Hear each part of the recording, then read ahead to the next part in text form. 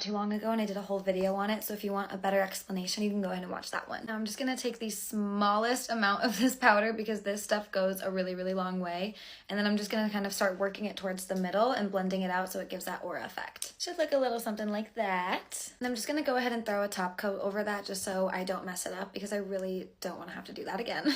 Also earlier my flash cure lamp was on and this was sitting right under it, and so I accidentally cured this polish onto my palette, so just don't mind that. From here, I'm going in with a liner brush and I'm just gonna start painting the little abstract blobs that are all over these ones. I feel like it doesn't really have to be exact to the picture, but I am gonna try to kind of follow where it's going. Filling it in is literally always the best part.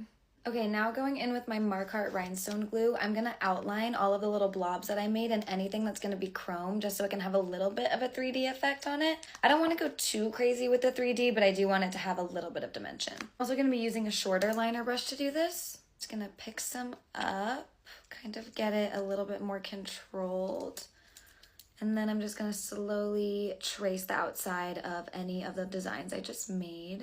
And you wanna make sure that you flash cure between each of those steps. Okay, so I just added all the little 3D elements, and then there are a bunch of little like 3D bubbles and dots. So I'm just gonna do that using my solid nail glue. This stuff is so thick, so it's perfect for sculpting. Also, I made a video using this recently, and a lot of you were letting me know that I should be wearing gloves as I use this. And I've tried wearing gloves as I do it, but it always gets stuck in the gloves, and it like frustrates me like no other. So if you have any tips on how to wear gloves and use this at the same time without it getting stuck, please let me know because I would really like to start being able to wear gloves as I use this. And please make sure that you're being safe using this stuff. For today, I'm just gonna try rolling it out on my palette, maybe using a little silicone, just so that way I don't have to touch it.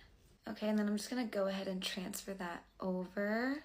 It's hard to tell, but it's on there. But I still think using my fingers is a little bit easier, so please drop the recommendations on how I can do that without it getting stuck in my gloves. Next, I'm going in with my metallic paint gel by You Shinin', and I'm just gonna paint over any of the stuff that is chrome in those photos. This part, quite literally, is the part that ties everything in for me every single time. I love this stuff. Are you kidding? Oh my gosh, they look so cute. I'm gonna put a top coat on this, do the other hand, and then I'll get back to you. Other hand is pretty much the same, it's just that the order of them is a little bit different, so I can't wait to see how it all looks next to each other. By the way, the Koopa top coat is by far my favorite top coat ever created. And just like that, they are all done. Here is a